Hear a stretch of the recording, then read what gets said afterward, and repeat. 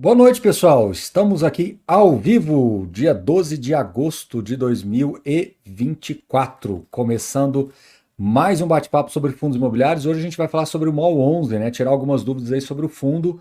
Continua colocando aqui no chat. Eu vou fazer uma síntese aqui do que chegou para a gente de dúvidas e depois a gente vai olhar para o chat e responder algumas delas. Primeira pergunta que chegou para a gente é com relação à alavancagem, o quanto isso nos preocupava. E eu posso dizer para você que hoje a preocupação com relação a isso é muito baixa, né? Hoje a alavancagem do fundo é pouco mais de 8%, mas quando você observa a necessidade de caixa do fundo, muito tranquila, né? Lembrando que o fundo tem 80 milhões em caixa líquido, ele tem mais algumas posições em fundos imobiliários, eu diria aí que cerca de 30 e poucos milhões que poderiam ser vendidos, né? Principalmente de cotas de VISC, que eles fizeram através da venda do Madureira. Então, é uma posição que tem lucro, inclusive, a ser realizado, né? Esse valor entrou do VISC via valor patrimonial, lá da época da contábil do Madureira. Então, as vendas no mercado secundário, inclusive, geraria essa, esse ganho de capital. Então, o fundo, do ponto de vista de alavancagem, eu diria que a preocupação é baixíssima, a dívida muito bem equacionada, de curto, médio até longo prazo. Então, pelo porte do fundo, eu diria que a alavancagem está longe de ser sequer um ponto de atenção. Claro que é sempre importante monitorar, mas na minha visão está bem longe de ser um ponto de atenção para os cotistas do MOL 11, tá bom? Outra questão que chegou para a gente aqui, que inclusive até envolve uma certa preocupação, né? É com relação às últimas aquisições do FII dos ativos no Rio de Janeiro, né? Claro, a exposição do fundo passou a ficar maior no Rio de Janeiro, isso de fato incomoda um pouco num primeiro momento. Inclusive, eu acredito que em algum momento a gestão pode vender alguma participação no Rio de Janeiro, seguir vendendo alguma participação no Rio de Janeiro, né, como vendeu Madureira, mas acabou comprando outras, então ficou uma exposição maior no Rio de Janeiro. Mas tem espaço também para comprar mais imóveis e fazer uma diluição indireta. Então, como é um fundo que tem aí um potencial de aquisição na faixa de 100 milhões de reais, me parece razoável que ele pode indiretamente diminuir o Rio de Janeiro, tá?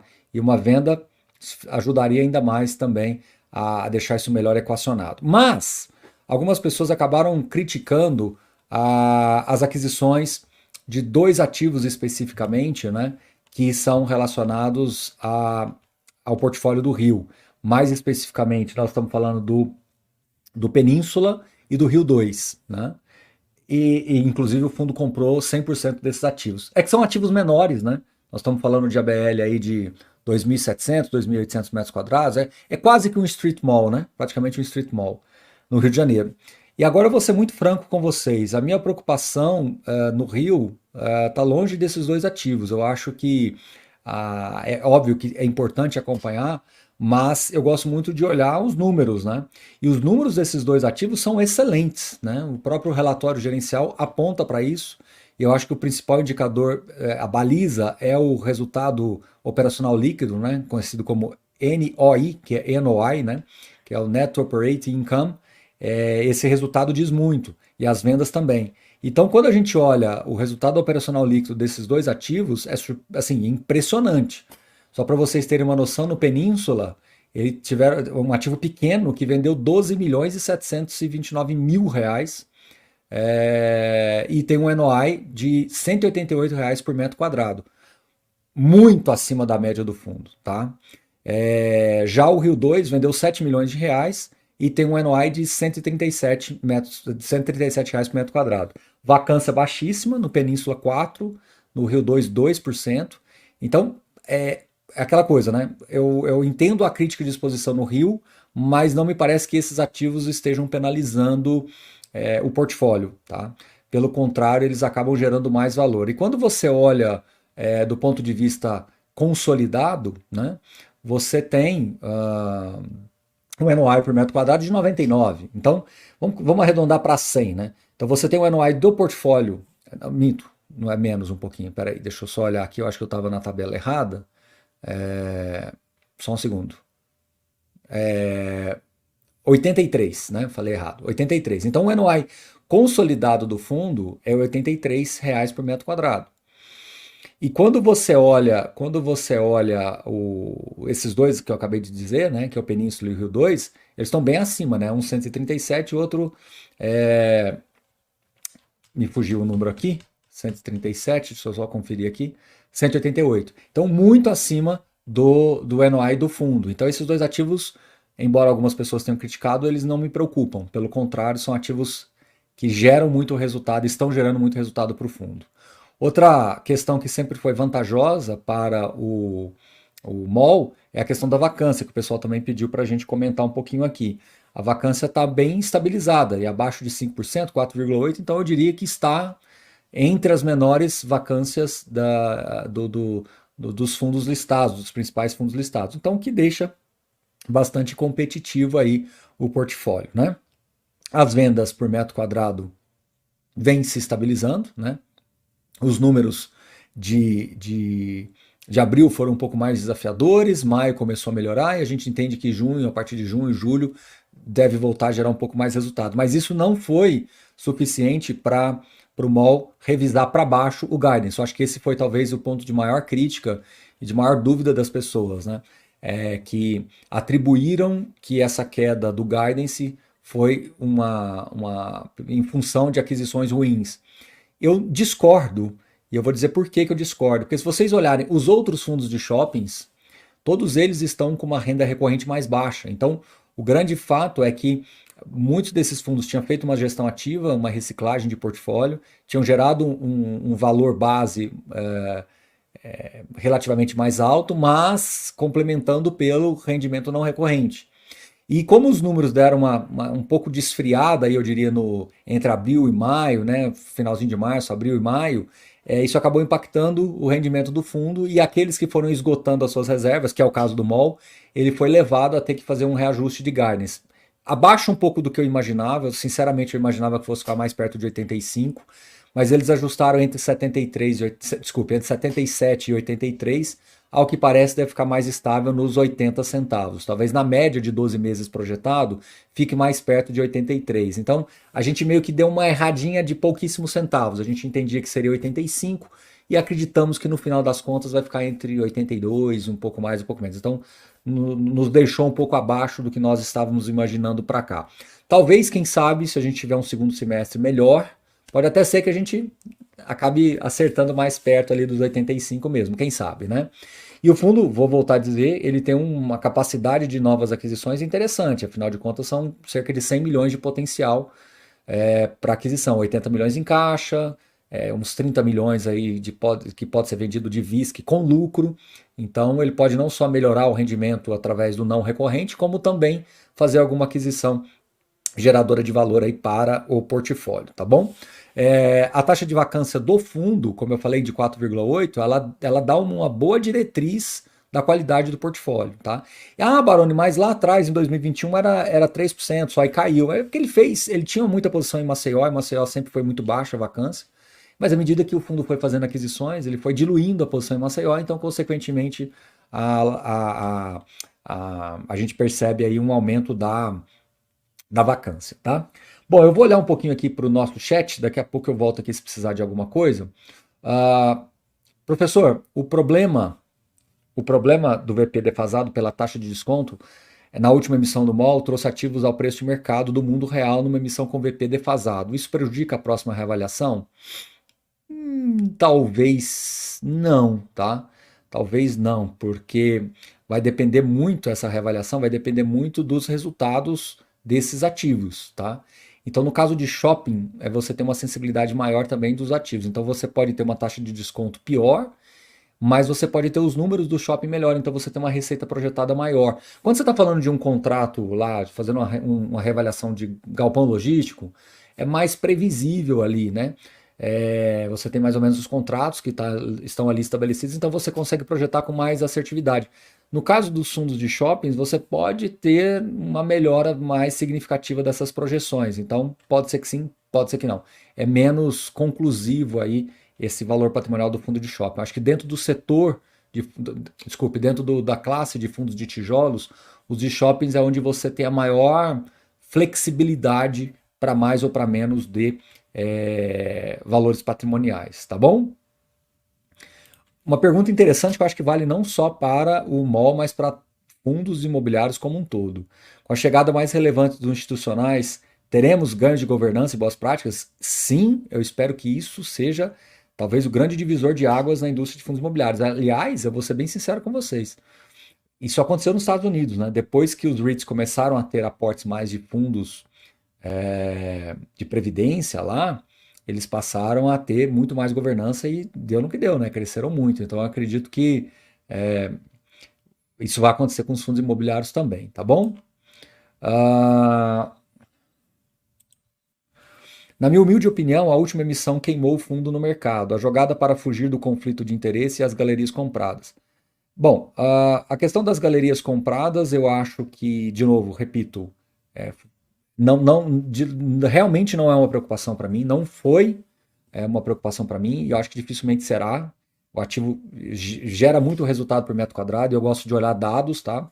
A questão do conflito de interesses realmente incomodou muitas pessoas, né? Para quem lembra, tinha uma gestão ali, aí eles mudaram para a Capitânia, né, salvo engano, e depois fizeram a aquisição. De fato, essa mudança gerou um certo desconforto no mercado, mas, de novo, eu gosto de olhar os números. No final das contas, esses ativos estão gerando resultado. Incomodou para alguns? Sim, entendo, tá? Perfeitamente aceitável esse incômodo. Mas olhando os números, me parece que essa questão do conflito foi só realmente uma forma de você evitar ter que chamar uma assembleia, fazer todo o trabalho. Então eles optaram por mudar a gestão, a administração do fundo lá, tá bom?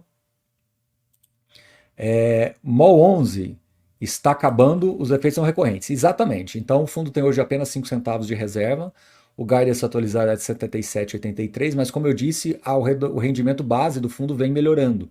Então eu acredito que o guidance vai ser seguido aí para esse segundo semestre. E tem espaço para ganho de capital com venda de ativos líquidos, mais especificamente VISC 11. E, de novo, o fundo é grande, são 14 ativos, 14, olha que legal, gente. Eu lembro como esse fundo era bem menor, né? 2 ativos, 3 ativos, e agora são 14. Então tem espaço para gestão ativa, tem espaço para novas aquisições, tá? Então, como o próprio Luiz falou, o mesmo aconteceu com o VISC. Então, no geral, os fundos de shoppings tinham uma certa com um HGBS, tinha uma certa gordura ali que acabou sendo utilizada, tá bom? Vamos mais um pouquinho.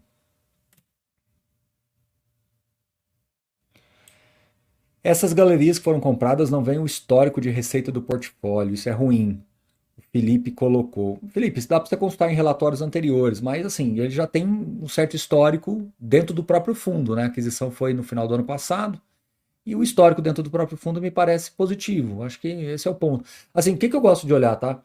O NOI é o que mais interessa. O resultado operacional líquido é o que mais interessa. E ele é muito superior ao portfólio. Então, a grosso modo, você está trazendo dois ativos, somando das 5 mil metros quadrados, e que tem uma rentabilidade por metro quadrado maior do que o portfólio, tá bom?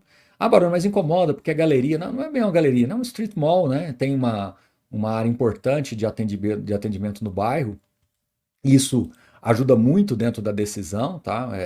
Assim, quando você está ali no bairro, você quer fazer uma compra mais rápida, tanto que ele tem supermercado, tem até uma parte de escritórios ali que pode ser utilizada também. Então esse é o ponto de maior valor. Eu acho que isso que você tem que olhar, menos opinião e mais dados, né? Às vezes a opinião ela pode nos enviesar do ponto de vista de achar, né? Por exemplo, o Península, quando ele foi comprado, o pessoal criticou porque ele tinha uma vacância de 8%. Eu até fiz uma live na época, eu até falei, pessoal, essa vacância ela já está bem endereçada, foi feito um investimento lá no portfólio, investir em ar-condicionado, é uma parte de escritórios que está vaga, já tem coisas endereçadas e a vacância hoje é 4. Então a vacância foi reduzida pela metade em 5 meses. Então isso é muito importante de você considerar dentro da compra, tá? E muitas das vezes acaba sendo negligenciado pela análise por você ter uma opinião formada e definida sobre a tese, né? É bom a gente sempre estar revendo isso. Então, olha só, o Fábio até colocou aqui, esses ativos são em condomínio de alta e média renda na Barra da Tijuca com grande densidade, né? Isso mesmo, tá bom? No relatório fala que quase 20% tem RMG no portfólio. Qual é o impacto da Y no fim da RMG? Essa RMG primeiro é bastante longa, o ativo tem maturado e o ativo que tem RMG que é o Parque Sul, né? É um ativo relevante, mas não ao ponto de comprometer o resultado total do fundo, tá? Então, hoje, o Parque Sul ele é 6% mais ou menos, 5, 6%. Então, é relativamente baixo aí, quando você considera, acho que está um pouquinho mais, 6, 7%. Mas, de novo, ele gera resultado. E essa renda é uma renda complementar. Ela não é uma renda que realmente está usando tudo e. Não, o fundo gera resultado, tem meses que nem precisa dessa renda. Então, é muito importante deixar isso bem claro, tá? E é até agora dezembro de 2024, 8% ao ano, né? Corrigido pelo IPCA. Então a gente está bem tranquilo também com relação a isso, tá, pessoal? Não deve trazer impactos relevantes, não, tá? Vamos lá. Olha, aqui eu vou falar em nome da gestão. Historicamente, a Genial é conservadora. Assim, historicamente, eles, quando fazem as projeções, é conservadora. Eu só acho que eles erraram um pouco no guidance passado. E talvez a grande frustração do mercado é que eles baixaram a renda antes de reajustar o guidance. Eu acho que esse foi o ponto de erro, na verdade, da gestão. E espero que eles não façam isso novamente, porque de fato o mercado acabou colocando um prêmio de risco maior do que deveria. É um portfólio conservador, com uma gestão conservadora, mas eles terem caído a renda antes de reajustar o guidance, na minha visão, foi ruim do ponto de vista informacional. Espero que fique uma lição aprendida aí, tá bom? Então, o Shopping Madureira, né? É um shopping mais complicado. De novo, eles sempre falam, né, que fundo imobiliário não é concurso de beleza, tem que olhar os números. E o Shopping Madureira, ele é um shopping que vem ganhando bons números, né? Ele vem gerando bons números. Então, hoje o Madureira ele tem uma variação de 2024 para 2023 negativa, tá? Embora as vendas tenham aumentado. Isso quer dizer o que na prática? Então, as vendas subiram, mas o resultado caiu. Via de regra, quando você tem isso, é porque você está passando por uma transformação no ativo. Então, você está tendo reposicionamentos, você está tendo investimentos, você está tendo que gerenciar talvez uma locatária de maior porte que saiu. E como é que eu cheguei a essa conclusão? É só você olhar 2023, né, 2022, que a vacância era 92, 93 e agora, desculpe, a taxa de ocupação era 92, 93 e agora está 94. Então, o que a gente percebe? A gente percebe que teve dificuldade em 2022, 2023. 2024 já começa a resolver o problema, mas ainda você precisa de tempo para maturar aquela solução. Então, quando você sai de uma a ocupação do fundo agora era o que é equivalente lá em 2021. Aí 2022, 2023 ele perdeu locatários e agora está retomando, mas só que o NOI demora um pouco para reagir. Porque você tem carência, você tem investimentos, né? Você tem não só capex, mas allowance, você tem todos os investimentos para trazer novos locatários para poder recuperar esse valor perdido, entendeu? Então, basicamente é isso. Ah, espero ter ficado claro, tá? Ah, vamos lá.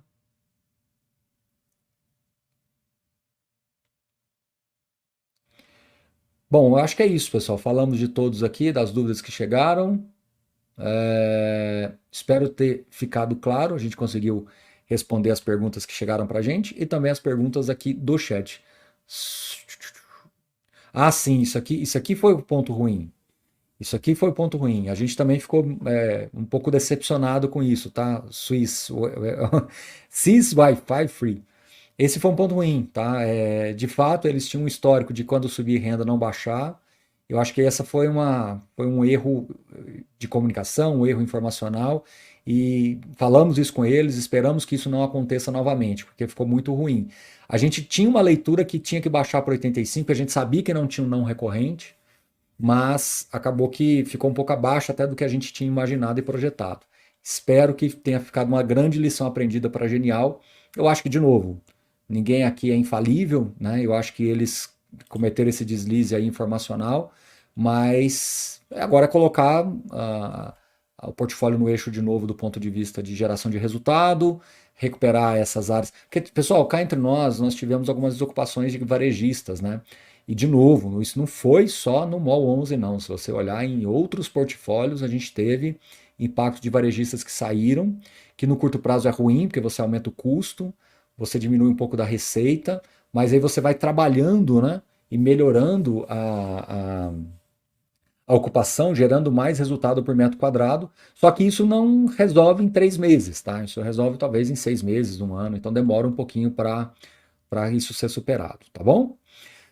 Pessoal, é isso. O objetivo era bater um papo com vocês rápido aqui sobre uma 11. Espero que vocês tenham gostado. E seguimos em frente aqui com o nosso trabalho. E até amanhã. Um bom restinho de noite a todos vocês.